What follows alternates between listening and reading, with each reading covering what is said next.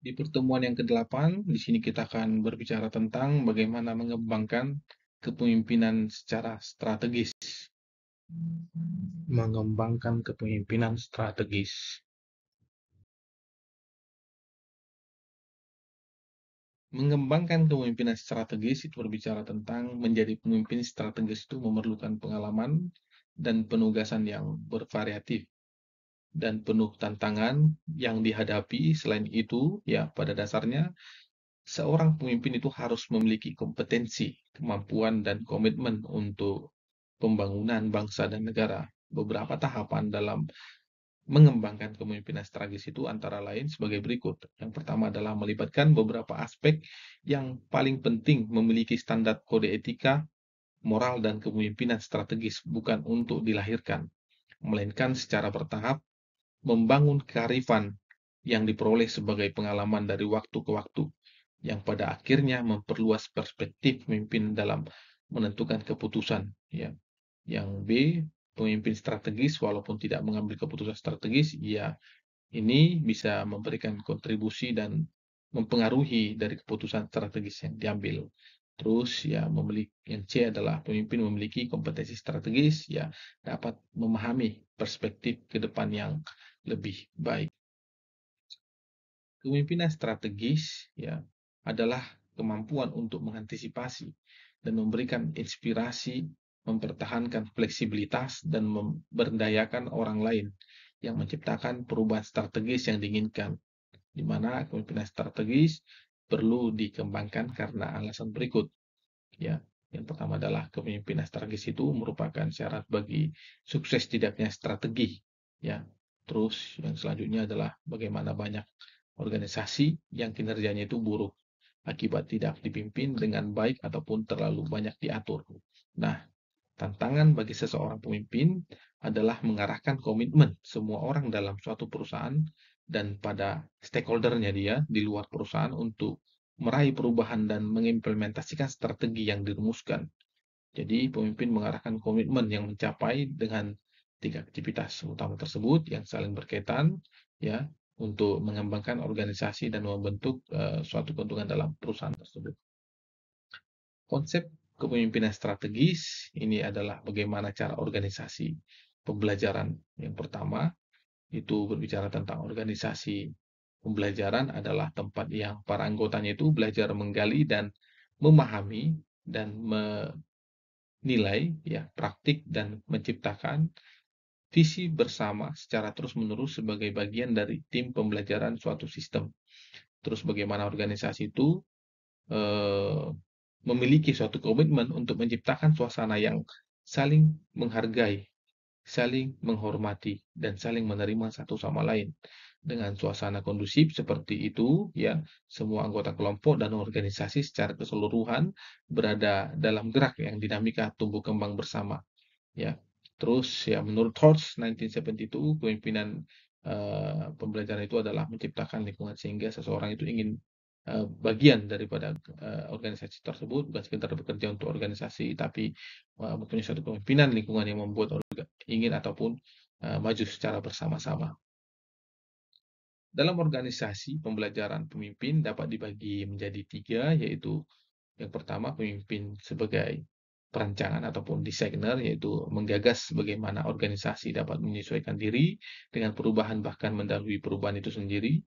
Yang kedua adalah pemimpin sebagai guru ataupun teacher, yaitu berperan sebagai pendidik ataupun contoh teladan ataupun motivator bagi seluruh anggota organisasi agar bertindak kreatif dan membangun organisasinya dia. Terus yang ketiga adalah bagaimana pemimpin itu sebagai pelayan ataupun stewards, sebagai orang yang senantiasa memberikan bantuan, pembimbing arahan, termasuk dalam arti teknis ataupun operasional melayani pelanggan yang merupakan suatu terwujudnya kepuasan pelanggan. Ini ataupun sering disebut sebagai customer satisfaction. Tahapan-tahapan dalam pembelajaran, ya, ada 5 tahapan. Yang pertama adalah bagaimana cara kita untuk melakukan analisis. Yang kedua adalah desain strategisnya harus terlaksana, pembangunan strategis, ya, implementasi strategis, dan terakhir adalah evaluasi. Keterampilan organisasi pembelajaran, ya, dalam 5 tadi, ya, Yang pertama adalah bagaimana personal master ya, salah satu contohnya, pembelajaran untuk meningkatkan kapasitasnya ini, secara pribadi itu untuk menciptakan hasil yang paling diinginkan itu, dan menciptakan lingkungan organisasi yang mendorong semua anggotanya itu, dan untuk mengembangkan diri sendiri ke arah yang mereka pilih itu bagaimana. Terus yang kedua adalah mental models.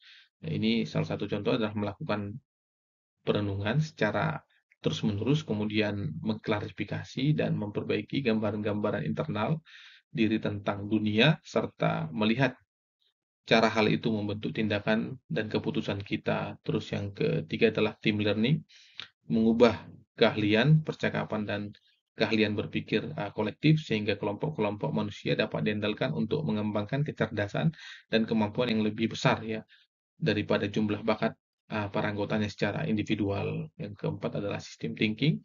Ini revolusi perubahan pola pikir manajemen organisasi modern, yaitu perubahan dari berpikir linear menjadi berpikir secara sistematik dan holistik.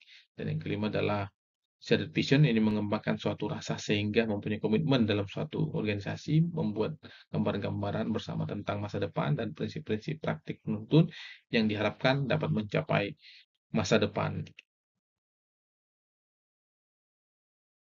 Pemimpin strategis ya, oleh para eksekutif itu, bagaimana yang pertama adalah bagaimana batasan keleluasaan eksekutif ya.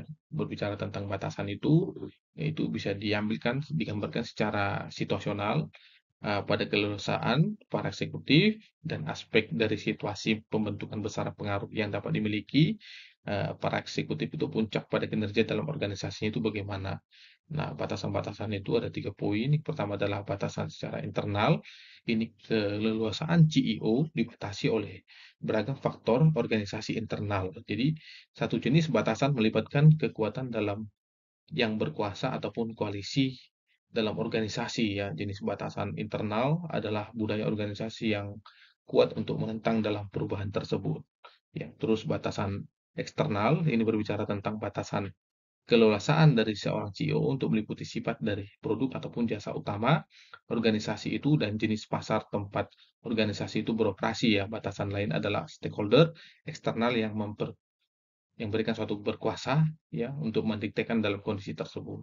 Terus batasan dari atribusi eksternal ini, contohnya adalah batasan internal dan eksternal yang saling berinteraksi satu sama lain, yang di mana itu, contohnya adalah ambisi, toleransi, ya, ambiguitas, keterampilan, politis, dan orientasi kendali internal dan eksternal ya. Ini untuk mempengaruhi daripada CEO dalam situasi yang paling, membatasi ya, yang di mana adalah ini CEO hanya sebagai boneka yang tidak, mempunyai suatu, tujuan yang diharapkan untuk melakukan suatu perubahan strategis yang penting ataupun secara inovatif. Berbicara tentang mengawasi lingkungan, salah satu aktivitas penting dari para eksekutif adalah mengawasi lingkungan eksternal dan mengenali ancaman dan peluang untuk organisasi ya. Berikut adalah uh, pertanyaan perwakilan yang penting untuk sebuah organisasi bisnis. Yang pertama adalah apa yang dibutuhkan dan diinginkan oleh klien dan pelanggan. Terus yang kedua adalah apa reaksi dari klien dan pelanggan terhadap produk dan jasa organisasi saat ini. Yang ketiga adalah siapakah pesaing utamanya. Yang keempat, strategi apa yang mereka kejar. Misal, salah satu penentuan harga, periklanan dan promosi, produk baru, dan pelayanan pelanggan. Yang kelima, bagaimana produk dan jasa pesaing dibanding dengan produk dan jasa dari organisasi manajer. Yang keenam adalah peristiwa apa yang mempengaruhi perolehan bahan, energi, informasi, dan masukan lain yang digunakan oleh organisasi untuk melakukan operasi. Yang ketujuh, bagaimana organisasi akan terpenuhi oleh peraturan baru, keagenan pemerintah yang mengatur aktivitasnya, misalnya Undang-Undang Tenaga Kerja, Peraturan Lingkungan, Standar Keselamatan, dan kebijakan pajak. Yang kedelapan, bagaimana teknologi baru mempengaruhi produk, jasa, dan operasi organisasi tersebut. Yang kesembilan adalah bagaimana organisasi mempengaruhi oleh perubahan dalam perekonomian. Yang kesepuluh, bagaimana organisasi akan terpengaruh ya, oleh demografisnya populasi dan berubah. Ya, terus yang ke-11 adalah bagaimana organisasi terpengaruh oleh peristiwa internasional. Ini sangat penting sekali dalam melakukan pengawasan lingkungan untuk memajukan daripada produk-produk strategis yang diinginkan dalam perusahaan. Bisa dijawab masing-masing ya. Terus pedoman pengawasan eksternal ya. Pedoman berikut menjelaskan hal-hal yang dapat dilakukan oleh para pemimpin peristiwa dalam perubahan lingkungan eksternal yang relevan bagi organisasi.